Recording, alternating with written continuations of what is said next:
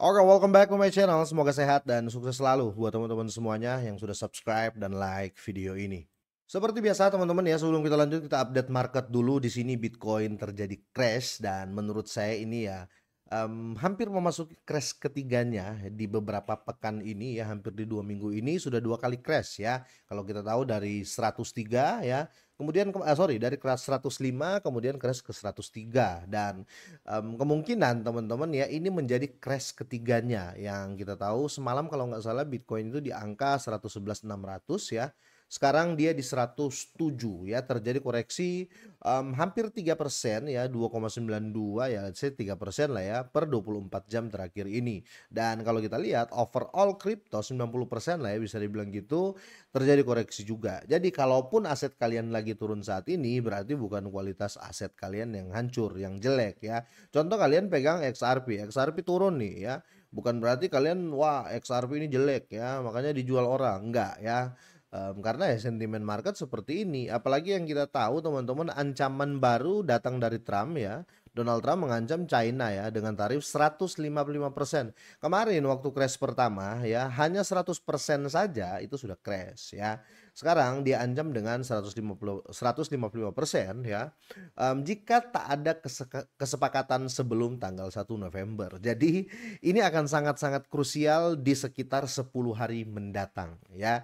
Jadi buat teman-teman semuanya yang belum ambil posisi saat ini ya dan kalian mau aman di perpetual ya dan future market lah ya bisa dibilang gitu ya, kemungkinan kalian bisa menunggu market topnya di mana atau bukan top ya, dipnya di mana ya kira-kira seperti itu ya. Kalau mau tunggu dipnya sebaiknya kalau saya pribadi ya saya akan tunggu setelah pengumuman ya atau setelah China ambil keputusan, kira-kira seperti itu ya. Nah sebelum lanjut teman-teman ya, saya mau update saja nih ya, banyak permintaan dari teman-teman terkait Bitcoin Hyper. Jadi saya mau update saja ya, per video ini saya buat teman-teman ya, Bitcoin Hyper itu masih sedang mengadakan pre-sale ya.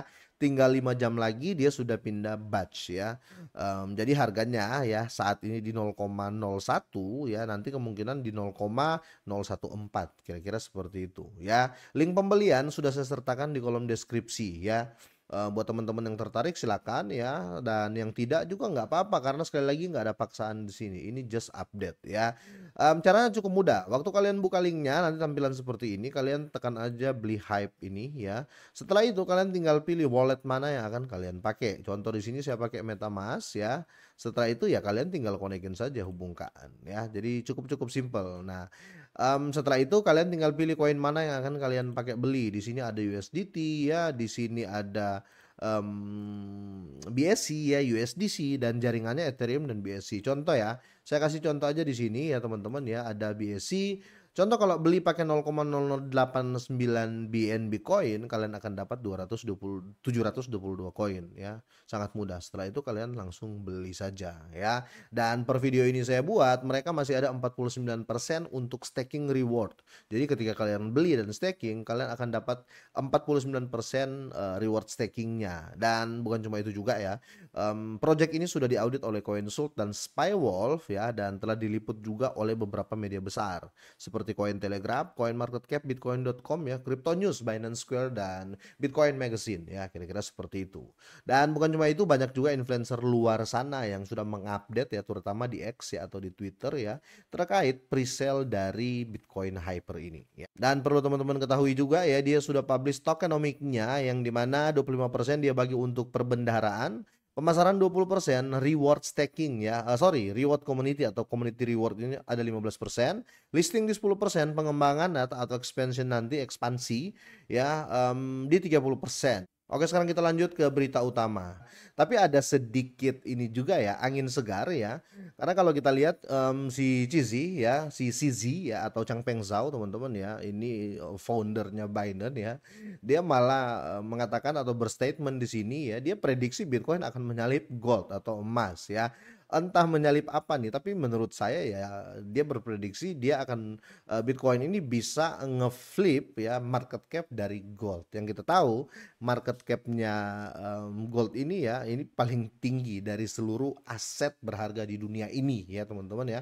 Bahkan Bitcoin kalau nggak salah sekarang ke 9 ya. Jadi kalau sama, bayangin harga Bitcoin, di masa itu kalau market cap-nya sama aja ya, atau beda 1 juta, beda, 1 billion aja teman-teman ya, itu sudah seperti apa harga Bitcoin ya.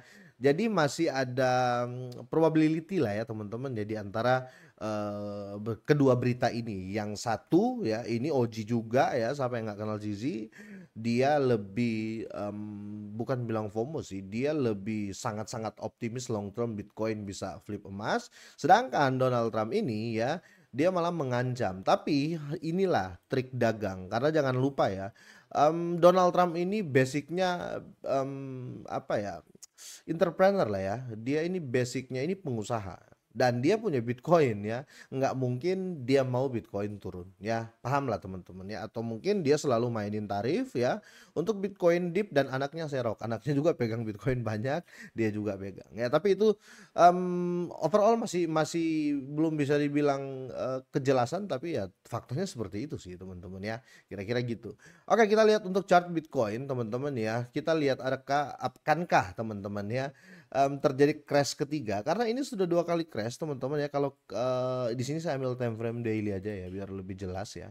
Teman-teman kalau lihat ya, ini time frame daily atau time frame satu candle ini 1 hari ya.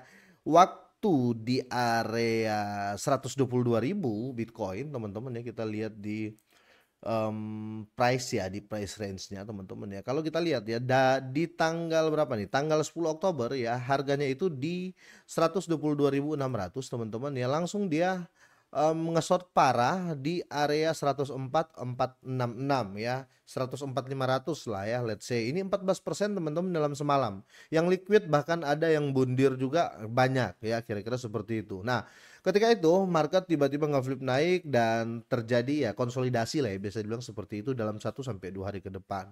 Bahkan di 1 hari kemudian dia turun lagi ya, bukan naik, malah dia di area 109.800 ya. Setelah itu naik, ada penghiburan di sini tanggal 12 Oktober. Setelah itu dia membentuk satu candle doji ya, doji candle di sini teman-teman bisa lihat ya. Ini di 115. Nah, saya pun ketipu di sini. Saya pikir ini sudah aman ya di tanggal 13 Oktober. Ternyata ya 4 hari kemudian, 4 hari berturut-turut setelah itu, ini terjadi crash kedua. Kenapa saya mengatakan ini crash kedua? Karena ini all time low dalam 2 minggu terakhir ini kedua. Pertama ya, kira-kira seperti itu ya.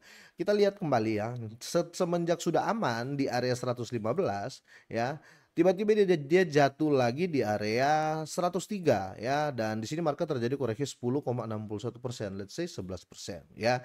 Jadi dalam 2 minggu terakhir ini terjadi 2 crash ya, di tanggal 10 Oktober ya, dan kedua di tanggal 18 Oktober ya, 8 hari kemudian terjadi crash ya, teman-teman bisa lihat. Nah, tapi menurut saya ini sudah terjadi pola yang menarik ya, bisa dibilang ini sudah pembalikan tren ya. Kalaupun jatuh-jatuhnya nanti teman-teman ya, kemungkinan ya, tidak akan lah ya, menurut saya pribadi itu tidak akan melewati area ini ya. Karena, paling krusial di 98 teman-teman ya, paling krusial di 98, teman-teman bisa lihat di sini ya. Setelah itu dia memantul lagi ya, jadi cuma membentuk shadow di sini, dan setelah itu dia bergerak naik. Nah, kalau chart ini terjadi teman-teman ya, ini kan sudah sama nih ya, teman-teman bisa lihat ya, ini sudah sama ya, ini saya kalau ambil chart itu historical ya, ini sudah sama ya, setelah itu naik. Nah, ini satu sudah sama ya, jadi kemungkinan ya akan terjadi kenaikan di area 114-an ya. Daerah sini mungkin akan terjadi kenaikan sampai area sini. Setelah itu ya akan membentuk pola yang sama di seputar sini ya. Kira-kira seperti itu ya. Nah, jadi kalau kita berharap, kenaikan, kemungkinan ini masih dibilang sideway di jangka-jangka panjang area sini ya. Harga akan main di harga-harga sinilah. Dari range 115 mantul lagi di area 106, 107, 115 koreksi lagi sebelum dia ambil pola yang ini ya. Karena ini dua kan bisa dibilang twin ya. Ya, ini kembar 1, 2, karena orang-orang itu saja teman-teman, ini sama ini ya. Nah, ini sudah terjadi setengah ya. Ini mulai terjadi pembalikan yang ini ya, teman-teman.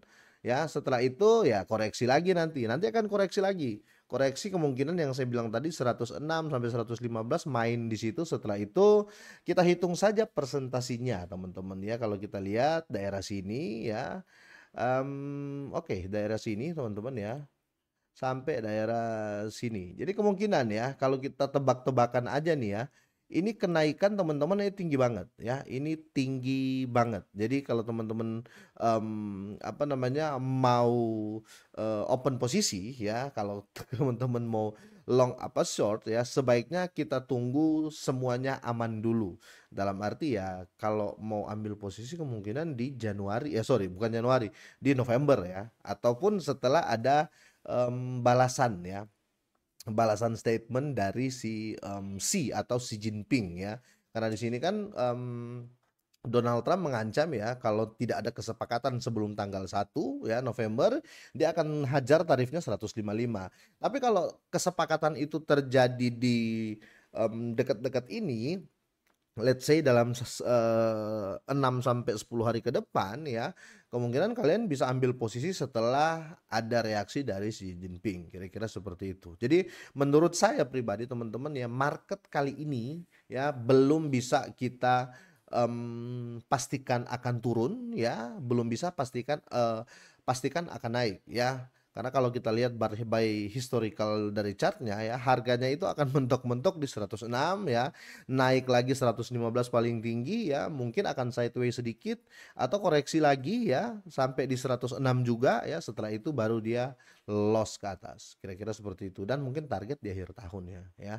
Semoga saja ini terjadi teman-teman ya dan kita tunggu karena sekarang, teman-teman mungkin sudah tahu ya cryptocurrency sekarang bukan sudah dulu kan kalau kita berbicara kripto ya about chart ya, about sentiment market ya, sudah itu aja ya, about fundamental.